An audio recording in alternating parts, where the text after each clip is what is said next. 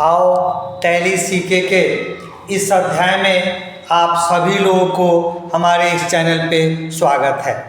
आज के सेशन में हम लोग टैली प्राइम के अंतर्गत में डबल एंट्री सिस्टम क्या है और उसकी परिभाषा और कुछ बेसिक अकाउंटिंग टर्म्स सब के बारे में हम जानते हैं। जैसा कि हम जानते हैं, पहले भी अकाउंट में मैनुअली वर्क हुआ करता था, रजिस्टर पे वर्क हुआ करता था। उसके बाद हम लोगों का काम कंप्यूटराइज सिस्टम में आया। तो सबसे पहले हम लोग जानते हैं कि मैनुअली वर्क कैसे करते थे और कंप्यूटर में आने से क्या फ़ायदा हुआ। इसी सेशन में इसी चीज़ को हम आज के सेशन में लेके आए हैं। पहले हम जानते हैं कि कोई भी काम मैनुअली हुआ करता था, मतलब हाथ से होता था। तो पहले भी होता था, उसी को परिभाषित करने के लिए या उसी का काम जल्दी से करने के लिए हम लोग के पास कंप्यूटर आया, जिसके कारण हम लोग कंप्यूटराइज अकाउंटिंग हम लोग काम करते हैं। तो हम लोग पहले इसको समझते हैं, डबल एंट्री सिस्टम क्या है या अकाउंट क्या होता है। तो हम कह सकते हैं, व्यापार या व्यवसाय में जब भी कोई वित्तीय यानी फाइनेंशियल ट्रांजैक्शन होते हैं तो उनका रिकॉर्ड रखने के लिए उन्हें कहीं लिखा जाता था। देश भर या संसार में इसके लिए अलग अलग पद्धतियां हैं, जिसमें सबसे महत्वपूर्ण और साइंटिफिकली प्रूवन है डबल एंट्री सिस्टम यानी दोहरा लेखा प्रणाली। तो ये आपका डबल एंट्री सिस्टम हम लोग कहते हैं, जिसको हम लोग अलग अलग पद्धति, इसमें पहला हम लोग का हो गया डबल एंट्री सिस्टम। जैसा कि नाम से स्पष्ट है, इसमें प्रत्येक लेन देन दो खातों को प्रभावित करते हैं। एक खाता पाने वाला होता है और दूसरा खाता लेने वाला होता है, और इसके प्रत्येक लेन देन के लिए समान राशि एक खाते के नाम पक्ष यानी डेबिट साइड और दूसरे पक्ष में जमा यानी क्रेडिट साइड में लिखा जाता है। ये आपका डबल एंट्री सिस्टम का मतलब होता है। या हम यहाँ पे आपको डबल एंट्री सिस्टम का कुछ डिफिनेशन लिखे हैं। आप ऐसे भी समझ सकते हैं कि double entry system of booking is an accounting system which recognize the fact that every transaction has two aspects and both aspects of the transaction are recorded in the books of account. In other words, it recognizes that in order to receive some value, an equal value needs to be given. जैसा कि हम आपको पहले ही बताए हैं कि या आप उसका हिंदी में समझते हैं तो यहाँ पे लिखे हैं, बुकिंग की दोहरी प्रविष्टि प्रणाली एक लेखा प्रणाली है जो इस तथ्य को मान्यता देती है कि प्रत्येक लेन देन के दो पहलू होते हैं और लेन देन दोनों पहलुओं को लेखा वस्तुओं में दर्ज किया जाता है, और या दूसरे शब्दों में यह मान्यता है कि कुछ मूल्य प्राप्त करने के लिए बराबर मूल्य देने की आवश्यकता होती है। ये आपका डबल एंट्री सिस्टम होता है। यानी कहने का मतलब है कि हमेशा नाम से स्पष्ट है, प्रभावित ये दो खातों को प्रभावित करता है, डेबिट और क्रेडिट को। ये हमारा डबल एंट्री सिस्टम हो जाता है। हमने features of double entry system के बारे में यहाँ पे लिखा है कि इसका क्या फीचर्स है। तो एक लिखे हैं, ये transaction has two side two folds aspect, one given is benefit to other receiving the benefit. दूसरा कह सकते हैं, ये transaction is divided into two aspect, debit and credit, one account needs to be debited and other is to be credited. या आप कहिए, every debited must have it corresponding and equal credit. जैसा कि हम आपको हिंदी में बताए हैं कि एक लेन देन के दो पहलू होते हैं, एक लाभ देने वाला और दूसरा लाभ प्राप्त करने वाला। एक लेन देन दो पहलुओं में विभाजित करता है, डेबिट और क्रेडिट। एक खाते को डेबिट किया जाना चाहिए और दूसरे खाते को क्रेडिट किया जाना चाहिए, और प्रत्येक डेबिट का अपना संगत क्रेडिट समान क्रेडिट होना चाहिए। ये हमारा डबल एंट्री सिस्टम का कंसेप्ट होता है या उसको कहते हैं। जैसा कि आप एग्जाम्पल में जानते हैं, मान लिए कि हमने महेश को किराया दिया। यहाँ खाते के हमारे दो पहले हुए, एक डेबिट हुआ और क्रेडिट हुआ। तो हमने यहाँ पे बनाया debit account, rent account DR, to cash account DR, और 5,000 रुपया हमारा खाता महेश को रेंट दिया था, तो हमने दोनों खातों को मेंटेन किया। अब आपके मन में ये सवाल चलता होगा कि ये क्या बीच में डेबिट क्रेडिट और डीआर अमाउंट सीआर अमाउंट होने लगा। तो आज डबल एंट्री सिस्टम के बारे में हम बता रहे हैं। आपको हम आगे के सेशन में सब बताएंगे ये जनरल क्या होता है, ये डीआर अकाउंट डेबिट में क्यों आया, क्रेडिट में क्यों आता है, पार्टिकुलर क्या होता है, अमाउंट क्या होता है, ये सब हम आगे के सेशन में आपको बारी बारी से पढ़ाते चलते हैं। अभी हमको डबल एंट्री सिस्टम के बारे में समझाना है कि किस तरह से हमारे दो खातों को प्रभावित करता है। एक खाता हमारा लेने वाला होता है और दूसरा खाता हमारा देने वाला होता है, और दोनों खातों में हम लोग समान समान अंक लिखते हैं, मतलब अमाउंट लिखते हैं। अगर हमने रेंट दिया है तो किस रूप में दिया है, और अगर किसी ने लिया है तो किस रूप में लिया है, ये दो खाता हमारा प्रभावित करता है। ये हम आपको एग्जाम्पल के माध्यम से बताएं। अब हम आपको इसमें कुछ बेसिक अकाउंटिंग टर्म्स, इसमें यूज होने वाले टर्म्स सब के बारे में आपको हम बताएंगे। तो ये हमारा बेसिक अकाउंटिंग टर्म्स है। सबसे पहले हम आपको बताते हैं डेबिटर्स, देनदार या ऋणी हम लोग किसको बोलते हैं।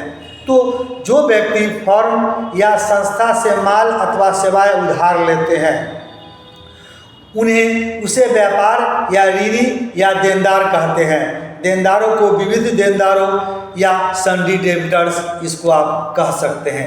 ये हमारा डेबिटर्स होता है, देनदार या ऋणी कहिए। दूसरा पक्ष हमारा होता है क्रेडिटर्स, लेनदार या ऋणदाता जिसको आप कह सकते हैं। हमने लिखा है जिस व्यक्ति फर्म संस्था से माल अथवा सेवाएं उधार ली जाती हो उसे ऋणदाता या लेनदार कहते हैं। माल उधार खरीदने पर ही लेनदारों का उदय होता है। लेनदारों के विविध प्रकार, इसको हम लोग सन्डी क्रेडिटर्स कहते हैं। जैसे ये राम किसी से 2000 रुपया में माल खरीदा, ये हमारा क्रेडिटर्स हो जाता है, मतलब नाम दिया हुआ है, मतलब उधारी होता है। ये हमारा डेबिटर्स क्रेडिटर्स होता है। इसके अलावा इसमें कुछ शब्द सब है, जैसे एक्सपेंस। एक्सपेंस मतलब व्यय। कोई भी चीज़ हम लोग खर्च करते हैं किसी भी चीज़ पे, तो हम लोग उसको एक्सपेंस या व्यय बोलते हैं। हमने आपको डिफिनेशन में लिखा है व्यवसाय में माल, वस्तुओं तथा सेवाओं के उत्पादन या प्राप्ति करने के लिए जो लागत लगती है उसे हम लोग व्यय कहते हैं।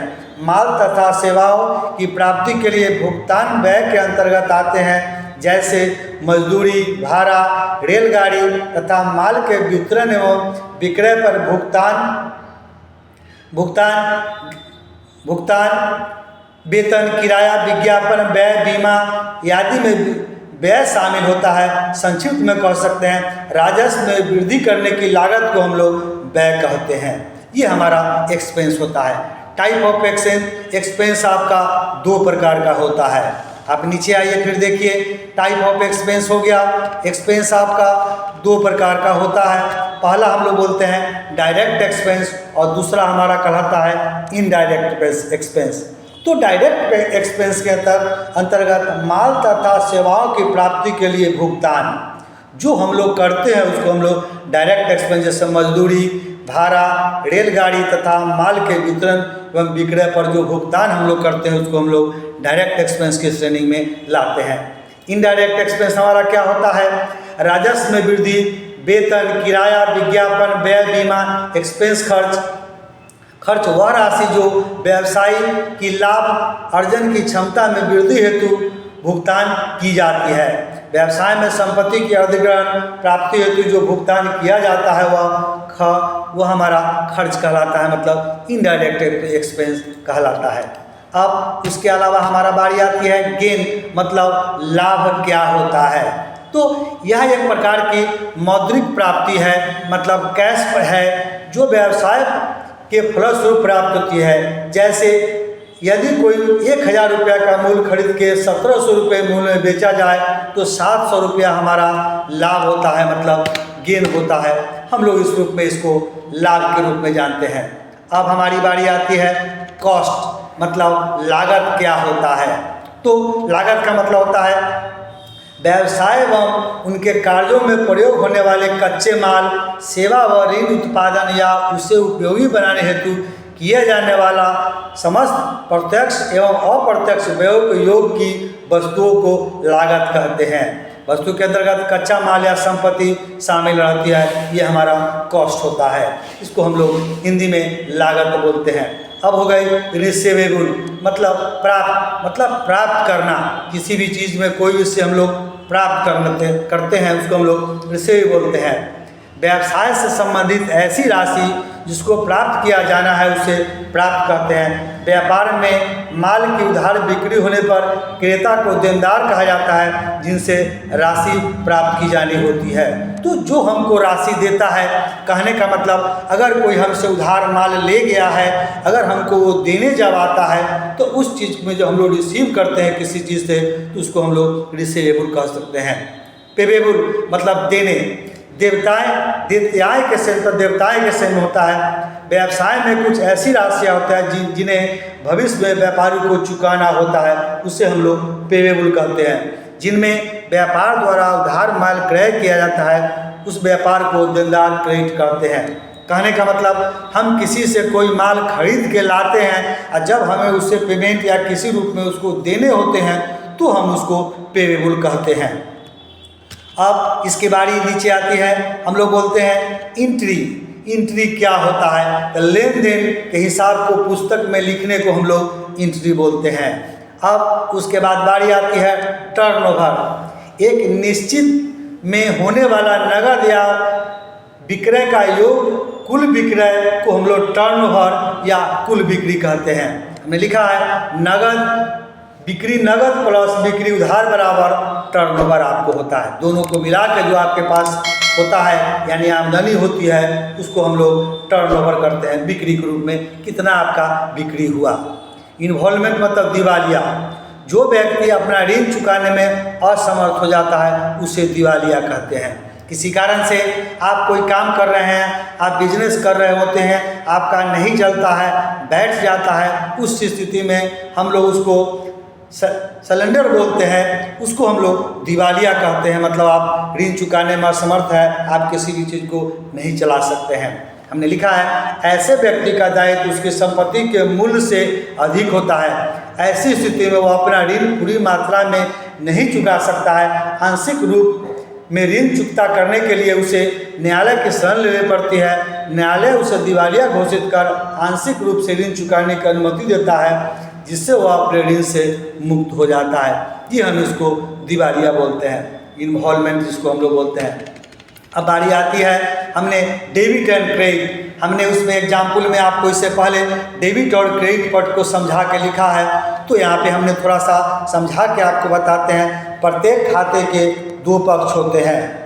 प्रत्येक खाते के दो पक्ष होते हैं। बाएं पक्ष में कंप्यूटराइज विकल्प होता है, दाहिने पक्ष में हम लोग ये समाकलन कहते हैं। किसी खाते के बाएं पक्ष में लेखा करना होता है तो लेखा कहलाता है। इसे पारंपरिक रूप से डीआर कहते हैं। और इस प्रकार खाते के दाहिने पक्ष में लेखा जमा करना होता है, उसे उसके सीआर कहते हैं।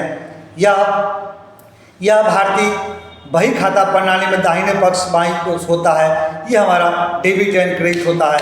हमने आपको थोड़ा सा डेबिट एंड क्रेडिट के बारे में यहाँ पे आपको एग्जाम्पल देके समझाया था कि ये देखिए, ये हमारा डेबिट हुआ और ये हमारा क्रेडिट हुआ, जो हमारा राइट साइड और लेफ्ट साइड दाहिना और बायां में लिखा जाता है। हम इसके बारे में फिर से डिटेल समझाएंगे। थोड़ा सा इसी को समझाने के लिए हमने डेबिट और क्रेडिट पक्ष के बारे में आपको बताया है। और उसके आगे हमारा बारी आता है कमीशन। तो कमीशन का मतलब होता है कि किसी कार्य में